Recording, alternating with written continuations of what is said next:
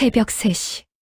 세상이 가장 고요할 시간에 문이 나를 깨웠다. 두드림이 아니었다. 마치 누군가 주먹으로 문을 부수려는 듯한 격렬함이었다. 7년 전 남편이 세상을 떠난 후 이 낡은 2층 단칸방에서 홀로 지내온 나에게는 새벽 방문객이라는 게 있을 리 없었다. 심장이 목구멍까지 치밀어 올랐다. 할머니, 지금 당장 나와야 해요.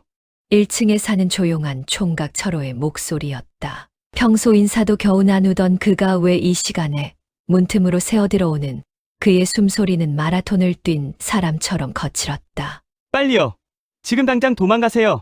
도망, 칠순을 넘긴 내가 무엇으로부터 도망간다는 말인가. 하지만 그의 목소리에 담긴 절박함은 진짜였다. 공포가 전염되듯 내 온몸에 소름이 돋았다. 문고리를 잡은 손이 떨렸다. 차가운 금속이 내 떨림을 그대로 받아냈다. 바닥에 맨발로 서 있는 나의 발가락 끝까지 찬 기운이 스며들었다. 문 밖에는 도대체 누가 있었을까?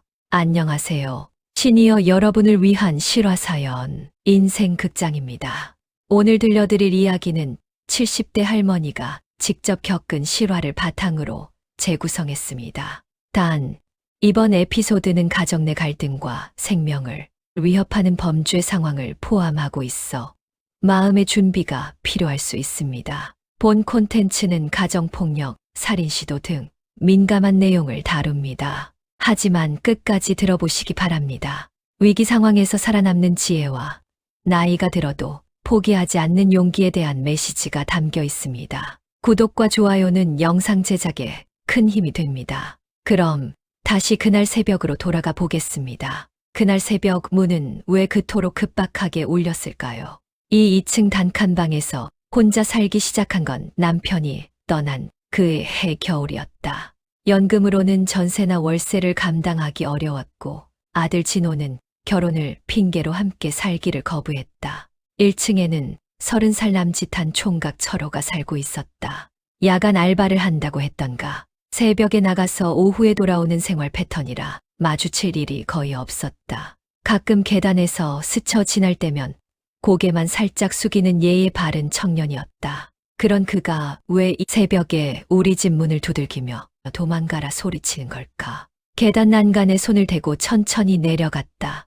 낡은 목재가 내 체중을 받아내며 삐걱거렸다. 곰팡이와 습기가 뒤섞인 냄새가 코끝을 스쳤다. 겨울 새벽의 냉기는 얇은 잠옷 사이로 파고들어 뼛속까지 시렸다. 철호는 1층 현관 앞에서 초조하게 서성이고 있었다. 형광등이 깜는 불안정한 빛 아래서 그의 얼굴은 핏기를 잃고 창백했다. 할머니, 빨리 따라오세요.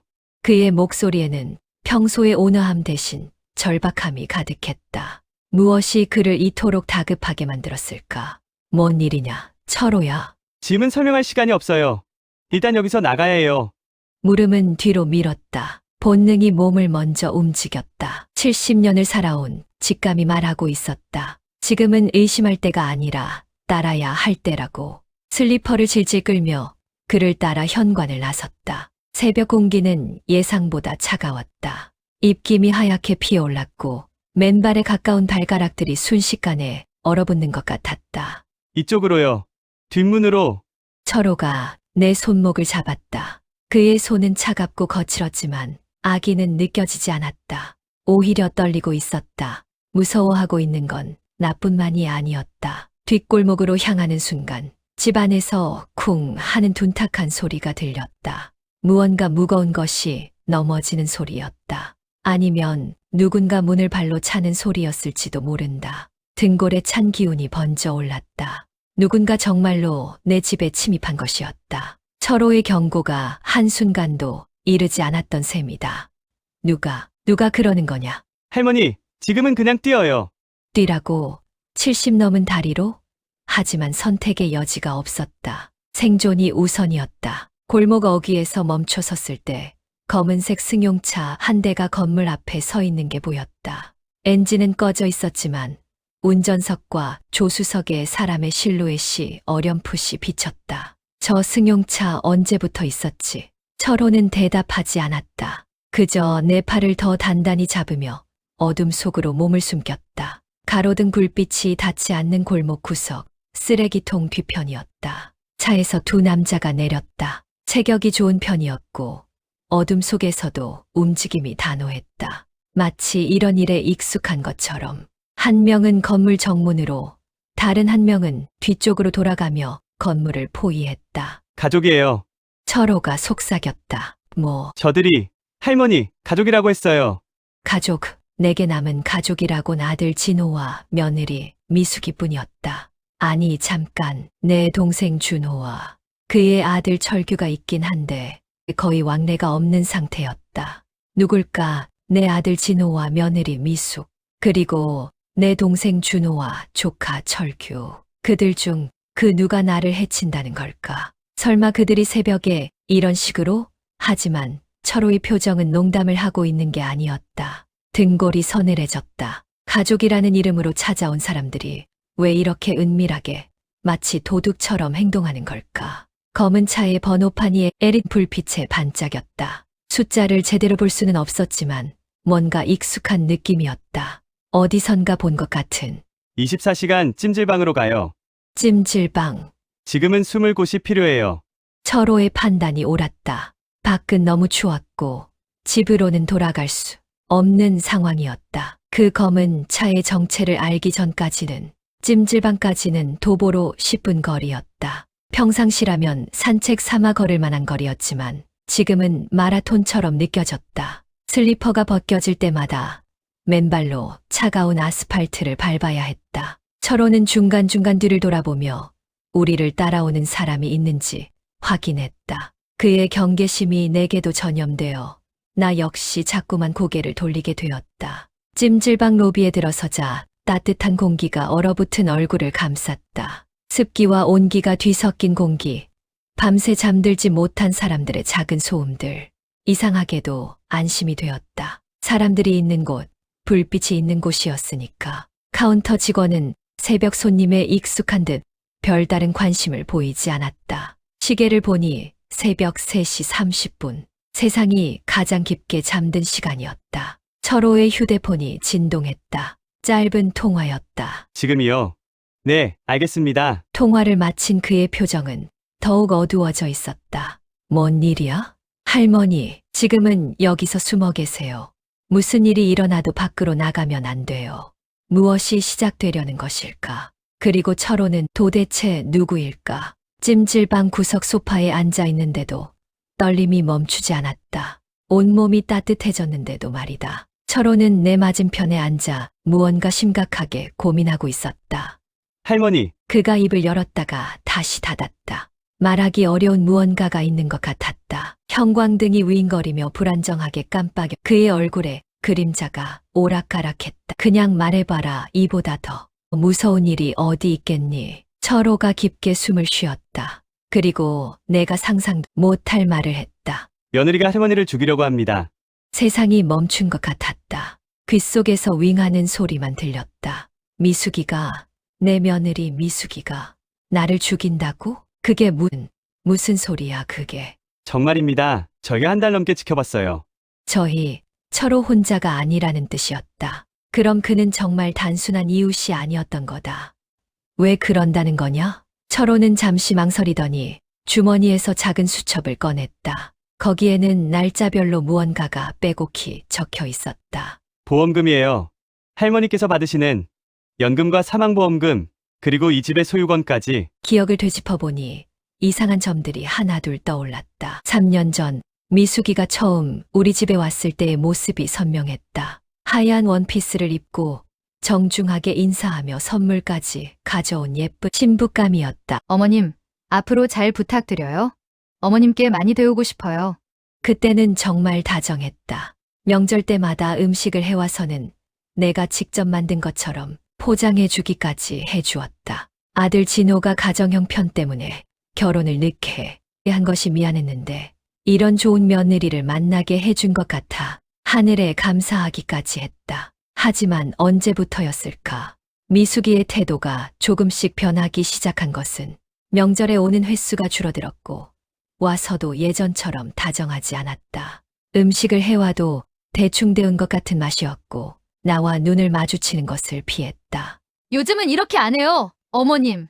이 말을 자주 했다. 내가 하는 모든 일에 대해 마치 시대에 뒤떨어진 무능한 노인을 대하는 것처럼. 작년 겨울 내가 감기로 알아누웠을 때도 제대로 돌봐주지 않았다. 진호는 바쁘다는 핑계로 얼굴도 제대로 비추지 않았고 미숙이는 문 앞에 죽 한 그릇만 놓고 가버렸다. 다 식어버리고 맛없는 죽이었다. 그때부터였나.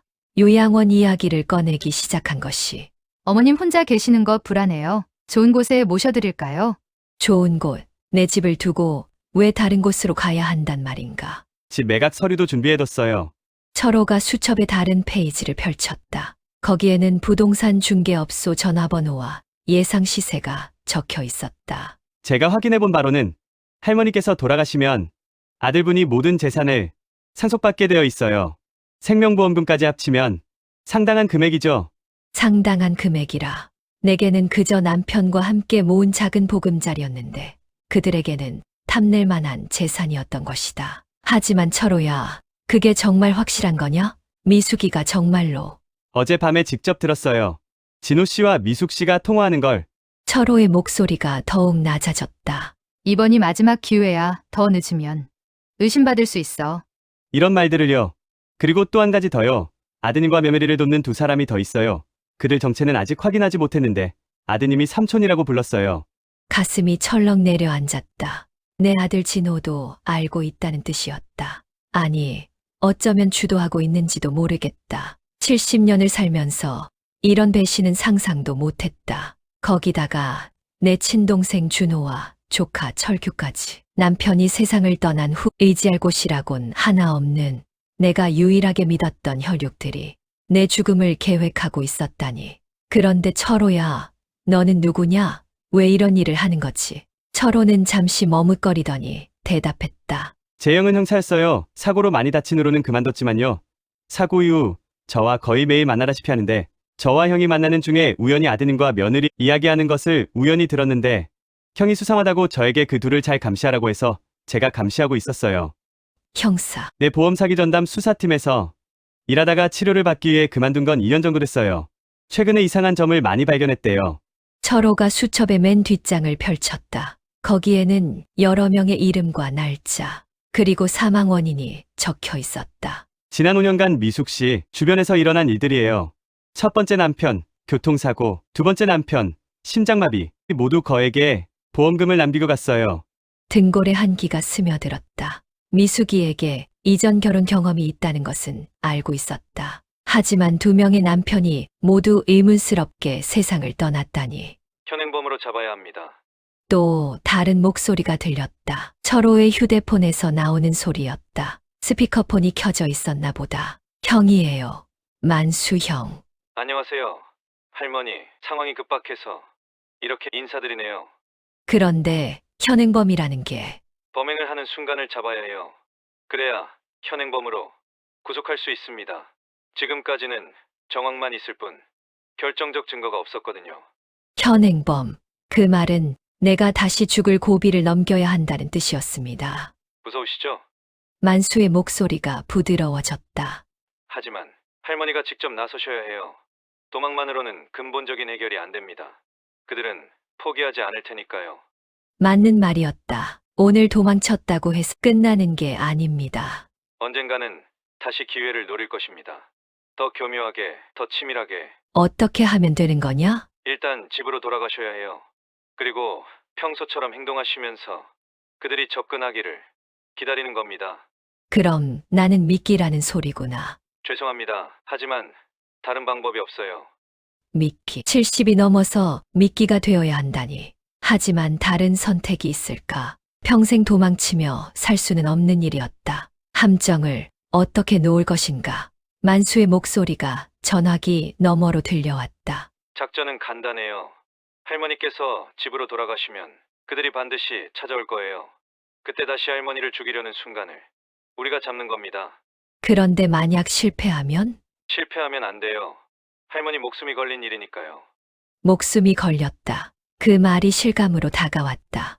이건 게임이 아니었다. 실제로 내가 죽을 수도 있는 상황이었다. 나를 어떤 방법으로 죽이려고 할지 어떻게 알 수 있지? 그리고 신호는 어떻게 하지? 철호가 소형 송신기를 드릴 거예요. 비상벨 기능이 있어서 위험하다 싶으면 버튼만 누르면 됩니다. 작은 기계 하나가 내 생명줄이 되는 것이다. 그리고 할머니 한 가지 더해주셔야 할 일이 있어요. 뭘 말이냐? 소문을 내세요. 어젯밤에 이상한 일이 있었다고 누군가 집에 침입하려 했다고 동네 사람들한테 말씀하시는 거예요. 오전 10시 집으로 돌아가는 길에 몇 군데 들렀다. 단골 슈퍼마켓, 미용실, 그리고 같은 동네에 사는 박 할머니 집까지. 어머, 큰일 날 뻔했네요. 요즘 세상이 어쩌다가. 박 할머니는 내 말을 듣고 혀를 찼다. 그래서 경찰에는 신고했어요? 신고는 했는데 별다른 피해가 없어서 그냥 넘어간다고 하더라고. 거짓말이었지만 그럴듯했다. 실제로 이런 일에 경찰이 적극적으로 나서는 경우는 드물다. 그래도 조심하세요. 혹시 모르니까 오늘 밤에는 우리 집에서 주무시던지. 고마워요. 괜찮을 거예요. 박 할머니와의 대화는 충분히 효과적이었다. 그녀는 동네에서 소문의 중심축 역할을 하는 그런 사람이었다.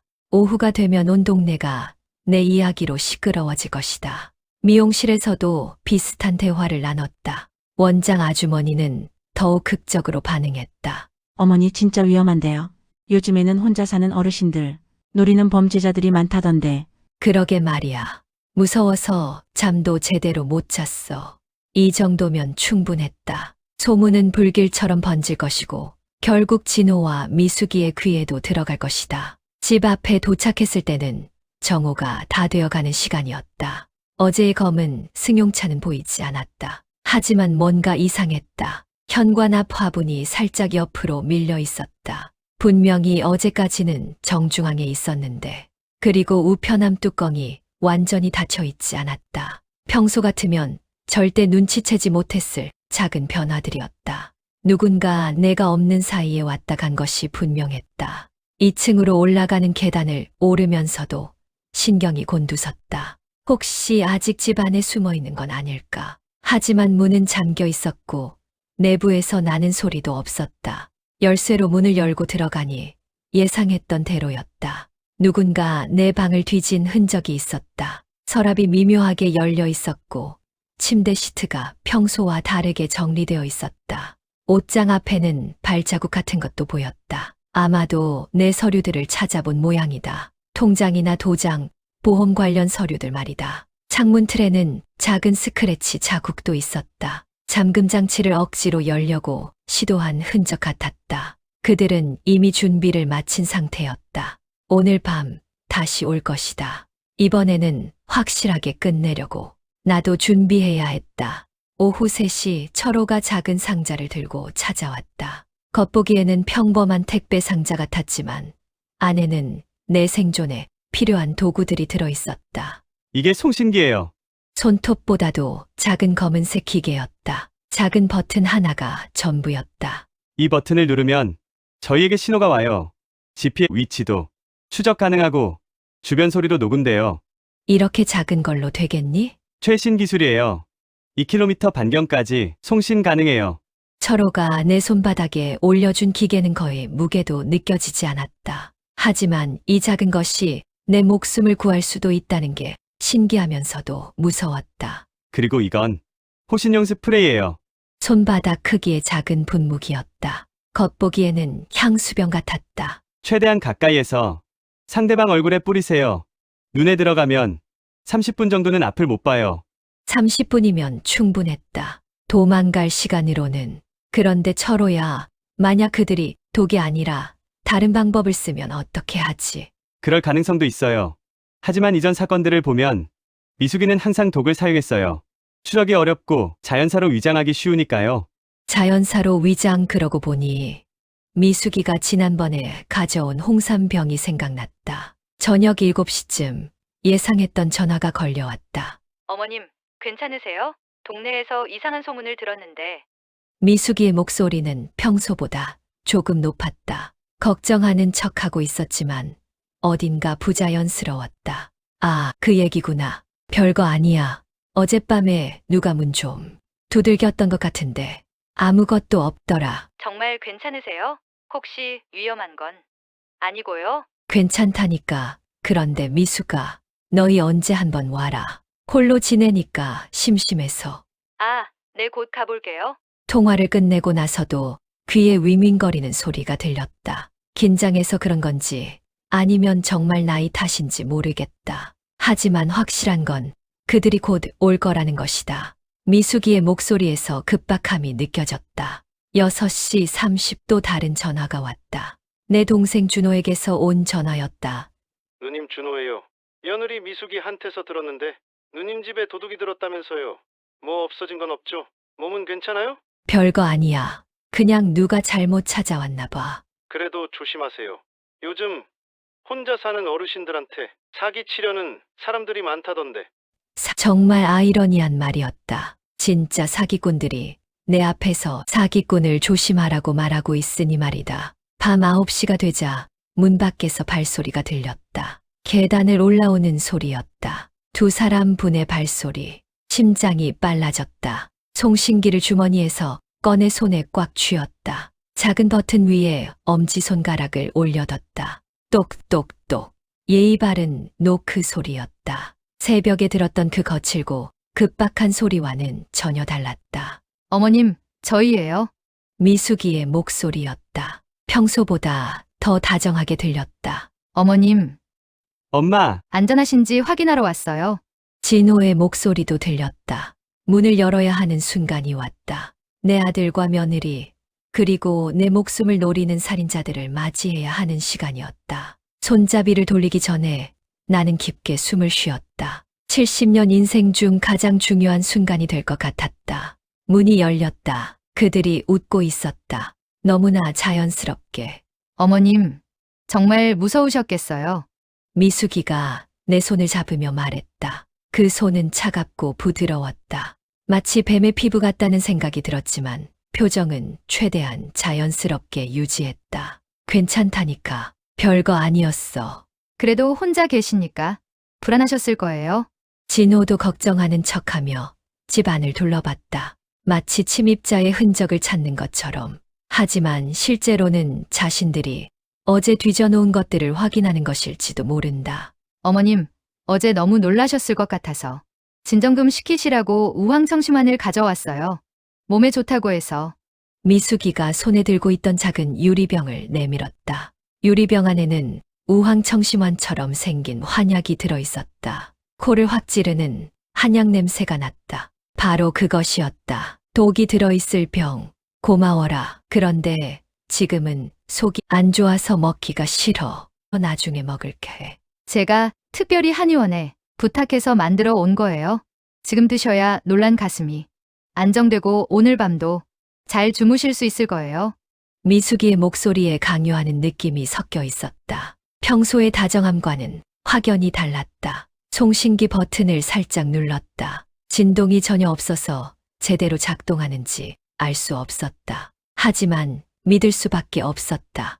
미숙이는 거짓말을 너무나 자연스럽게 했다. 마치 평생 그렇게 살아온 사람처럼 병을 받아들면서 유심히 관찰했다. 순수한 우황청심환이 아닌 다른 무언가가 섞인 것 같아 찝찝했다. 어머님 왜 안 드세요? 진호가 재촉했다. 평소라면 이렇게 강하게 말하지 않는 아들이었는데, 그냥 좀 속이 안 좋아서 속이 편안해지면 먹으려고. 속이 불편할 때 드셔야 효과가 좋아요. 미숙이의 목소리가 점점 날카로워지고 있었다. 더 이상 숨길 생각이 없는 것 같았다. 그때 어디선가 사진을 찍는 듯한 소리가 들렸다. 아주 작은 소리였지만 분명히 들렸다. 혹시 철호가 근처에서 지켜보고 있는 걸까? 하지만 미숙이와 진호는 그 소리를 못 들은 것 같았다. 아니면 들었지만 무시하는 걸 수도 있었다. 어머님 정말 안 드실 거예요? 이번에는 진호가 나서더니 억지로 내 입을 벌려 우황청심환을 강제로 먹이려고 했다. 혀끝에 우황청심환의 맛이 느껴졌다. 강한 쓴맛에 끝에 신맛이 느껴졌다. 맛이 이상했다. 순수한 우황청심환 맛이 아니었다. 자, 이거 맛이 이상한데? 어디가 이상해요? 미숙이의 얼굴이 굳어졌다. 강한 신맛이 나네. 우황청심환이 원래 이렇게 쉬어. 원래 조금 쉬어요. 몸에 좋은 거는 다 그래요. 거짓말이었다. 우황청심환은 쓴맛 이외에는 그 어떤 맛도 거의 못 느낀다. 그게 정상이다. 미숙아, 솔직히 말해봐. 이 안에 뭐가 들어있는 거지? 순간 방 안의 공기가 얼어붙은 것 같았다. 진호와 미숙이가 서로 눈빛을 교환했다. 더 이상 연기할 필요가 없다고 판단한 모양이었다. 어머님, 미숙이가 입을 열었다. 그 목소리는 이제 완전히 달라져 있었다. 차갑고 계산적이었다. 이것은 내 몸에 좋은 것이 아니지. 그래요. 어머님이 편안히 눈을 감을 수 있게 만든 독이에요. 드디어 진실이 드러났다. 가면이 벗겨진 것이다. 역시 그랬구나. 나는 의외로 침착했다. 이미 예상했던 일이었으니까. 그런데 왜 내가 너희한테 뭘 잘못했길래? 돈이에요. 진호가 냉정하게 대답했다. 어머님 보험금이랑 집값 합치면 10억이 넘어요. 우리한테는 절실한 돈이에요.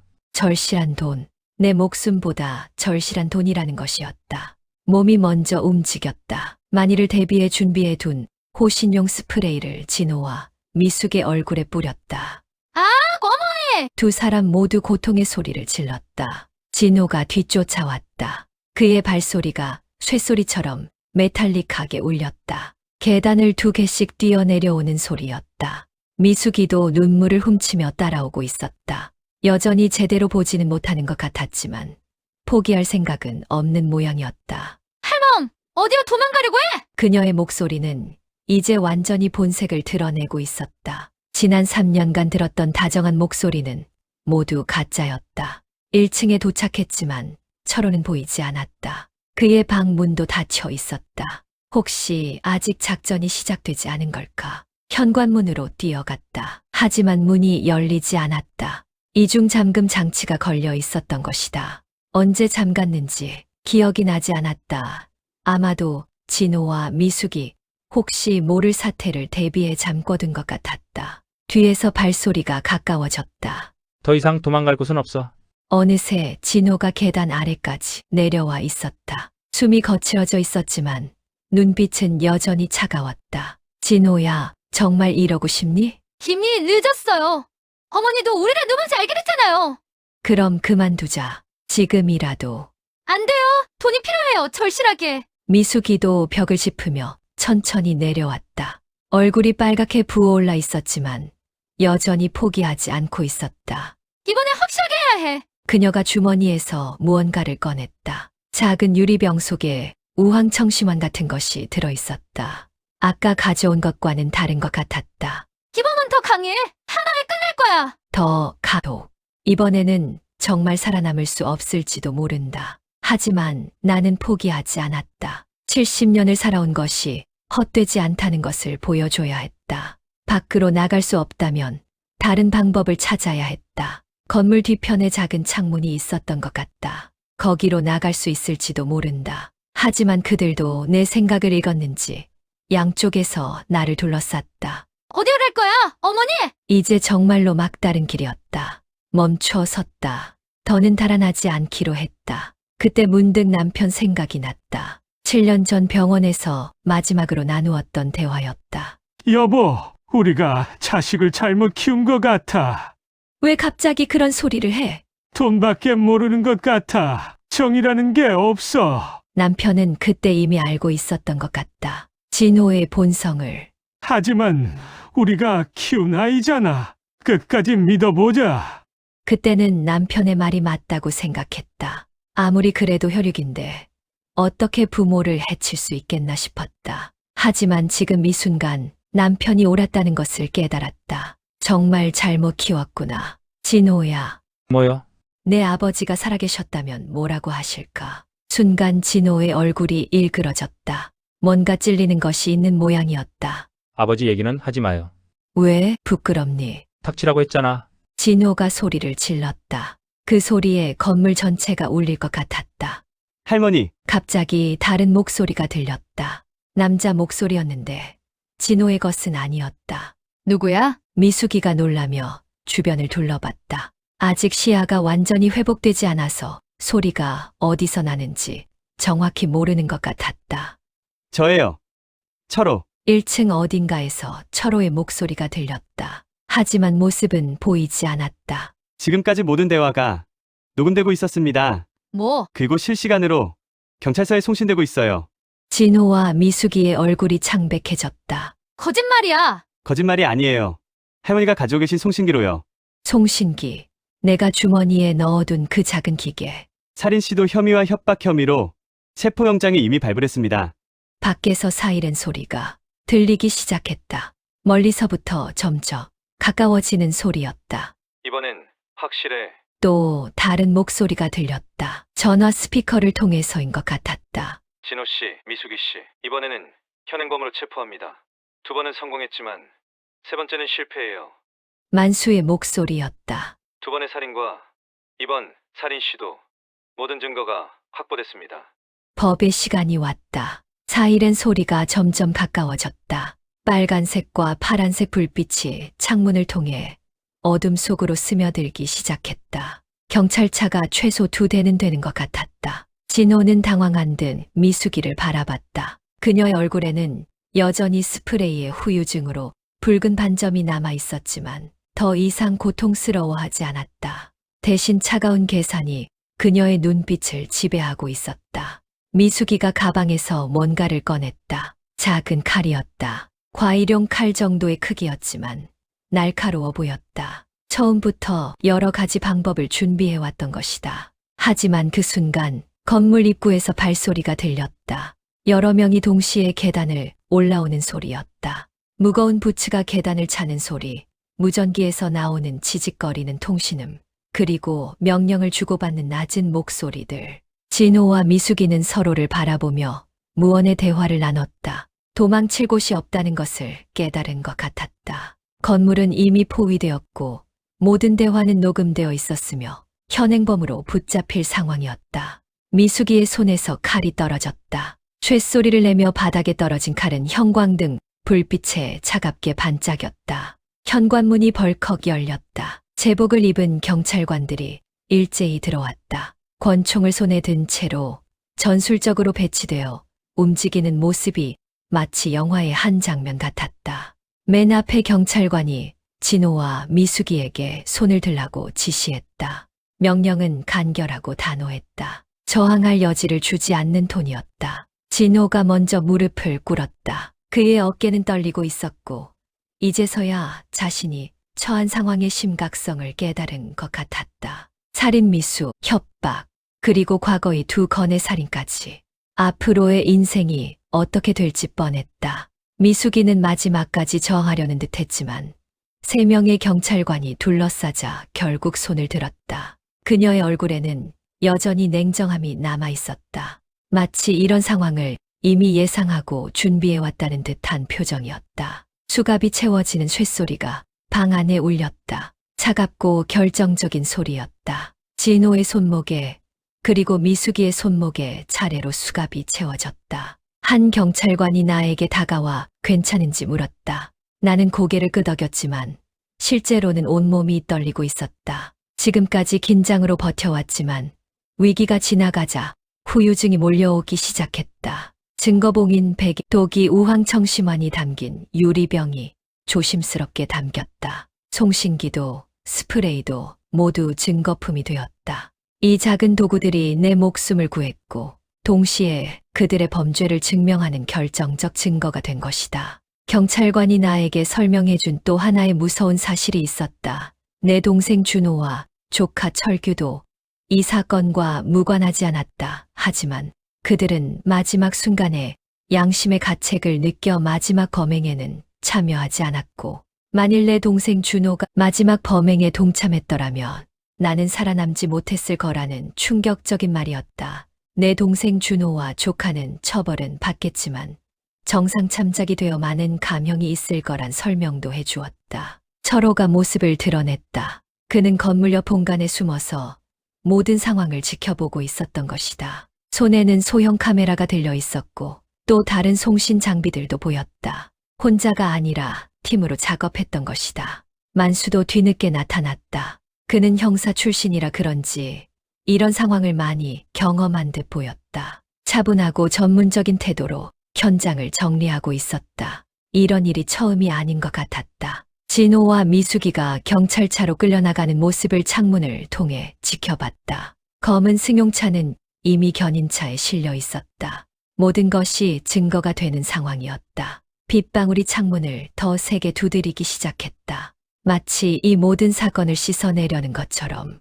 하지만 기억까지 씻어낼 수는 없을 것이다. 내 아들과 며느리가 그리고 내 친동생과 그 자식이 나를 죽이려 했다는 사실.